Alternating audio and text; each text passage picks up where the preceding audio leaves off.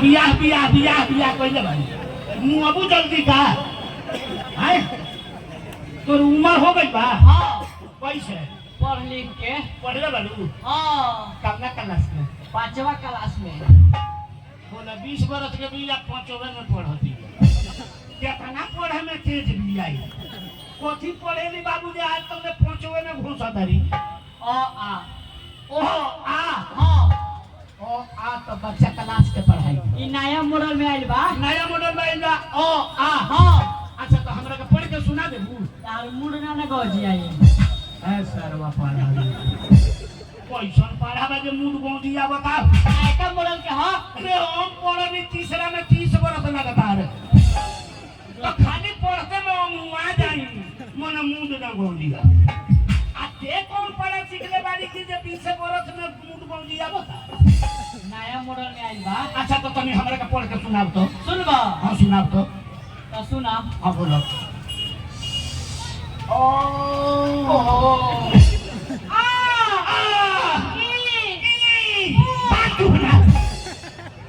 वो तरह पढ़ते तो सारा स्कूल बोलू दी एको को लेके पास हो गया तो आज सारा रहियो तो नहर पर स्कूल के पछुआ रहा काका पाहो अब जल्दी जल्दी पढ़ के सुनाई हां जल्दी जल्दी पढ़ो सुना हां आ ई उ एक लगा मत घिस बाबू ई घिसते में तो लगा लिए दोनों चलिए तो हम आदमी खाने लोग हम बुझाइए सब खाना हां बाबू हमार ई पढ़ा मत पढ़ियो आपसे ई पढ़ा पढ़बू तो मूड गौजी आती पानी नु हां तू अपना माई से कह कर बियाह करे के हां तो तार माई का कह करी वो कहती है तू अभी छोट बा हां एकदम छोट बानी घबरा मत हम तारा खतरा कहीं लड़का खोजेम कहिया ऊपर ठेकेदार हई तार ठेकेदार हई ना बियाह करे के बाद तारा लड़का खोजे हो अरे कोई लोग जाई झटका पर तो बता दे हम झटका सुने के लोगे के कैसे लोग में हम लड़का खोज लेल बानी खोज ले बानी प्यार कइले बानी हाय दादा हम बुझत नहीं बोरी बनी भीतर ही बिया एकरा में प्यार साला आ गइल बा ते प्यार कइले बानी हां कथी से लड़का से आ लड़का तोरा से प्यार करेला हां करेला दुनु बड़ा प्यार करेला तो हां तब तो हम लोग करे को मौका देबो अच्छा तो प्यार करेली वो लड़का के नाम का हो विक्की राज वो लड़का के हमरा के दिखा दे आज 12 बजे आई अरे 12 बजे शैतान के बेरा हो वो हमनी के बेरा हो उन्हीं के बेरा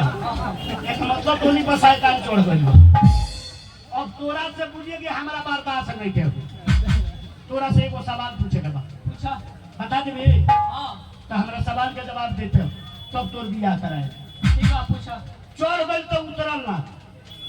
चढ़ गइल तो उतरल ना आ घुस गइल तो बहरल ना चढ़ गइल तो उतरल ना आ घुस गइल तो बहरल ना आ चक्कर गइल तो सेकुरल ना इतना खराब बात बनल दार लाज नहीं लागल आ कहला लाज ना पता ऐसन बात कह के हमारा सामने कहत है तो तहरा लाज लागता जब तहरा लाज नहीं तो हमारा कथी तो लाज हो हम तो लड़का बानी अच्छा अब लगलू लड़का बने अब हम कहतन प्यार करी ने ई खराब बा हां आज के बाद खराब कह देलू तो कुछ जाइए झाड़ दे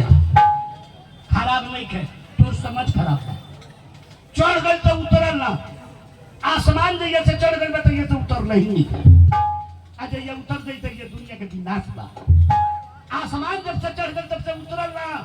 अल्लाह से जब से घुस गइल दफना डाल गइल तो ये से बहरल ना आसमान जब से चढ़ गइल तब से उतरल ना अल्लाह से जब से घुस गइल तब से बहरल ना जमीन जहिया से चक्कर गइल तहिया से याद तक से खुलल ना ई पहले जब में धरती ना रहे पहले जलावीत रहे धरती बाद में आई लेकिन जहिया से धरती आई आ जहिया से चक्कर गइल तहिया से याद तक से खुल नहीं निकल अब तू बुझ काका तो ना खराब बुझाई एगो हमहू सवाल पूछी अब पूछो जवाब दे ना बानू एकदम जवाब दे सुना हाँ बोलो सीता जी के गोल गोल लागे मुड़ी नहीं हुआ हमारे बात सुना हाँ बोलो सीता जी के गोल गोल सीता जी के गोल गोल और राम जी के खाड़ा भाग दादा रे दादा कोने को दिगो है ना ये बढ़िया बात हो आए और ही बात बा हाँ अच्छा बताओ तो सीता जी के गोल गोल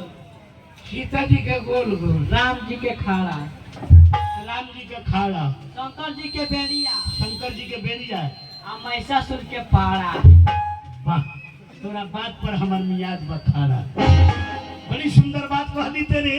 तोर बात हमरा तू ये को सुननी है तो खराब लगल सीता जी के गोल गोल राम जी के खाड़ा लेकिन चारू बतिया सुन के तोर हमार मियाज मस्त हो गई इतना सुंदर बात ते कहां से सीखले बड़ी बबी यही गांव में एक मतलब बढ़िया आदमी से तोरा समझ भइल बा देखी कितना सुंदर बात कहले भैया चारू बातवा मिला के मात्र एगो चंदन के बात कह दे दिया मात्र एगो चंदन के सीता जी के गोल गोल माने सीता जी के गोल गोल चंदन होला वही चंदन के कह दिया सीता जी के गोल गोल आ राम जी के खाड़ा उहे चंदनवा राम जी के खाड़ा होला सीता जी के गोल गोल राम जी के खाड़ा आ उहे चंदनवा शंकर जी के बेड़िया होला आ महिषासुर के सवारी होला पारा तोरा बात पर मियाँ जो हमार खाड़ा पैसा दो चला ऊ खोरिया होला ना चाहे चला उन लोग दे बात दे लिखा काम लागी बहुत काम हाँ चला छाता निकल जाए चलो लड़कुआ के दिखाओ तो कौन लड़कुआ है जो ना लड़कुआ से तो प्यार करेगी चला आवत है चल दिखाओ चल चल कभी देखी हम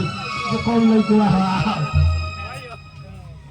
क्या कही अपना बाबूजी से कहते हमार बियाह करा दा बियाह कर दा बाबूजी ने हमार बतिया नहीं के मानत तू कहत तू छोट बाड़े हम छोट बानी भीतरे भीतरे जवान हो गइल बानी के रे भोसड़ी दादा हम बिगड़ो तो जे बड़ा बियाह दिन भोसड़ी करे के जो 29 पकड़ ले स्मार्ट बानी स्मार्ट लल्ला लल्ला हां लल्ला लल्ला केकरा के कहले जकरा कहलिया कृष्णा जी के हम कृष्णा जी हई तू लल्ला हां वारे लल्ला ले ले बापाड़ा घोपे वाला भालना भोसड़ी का लल्ला अच्छा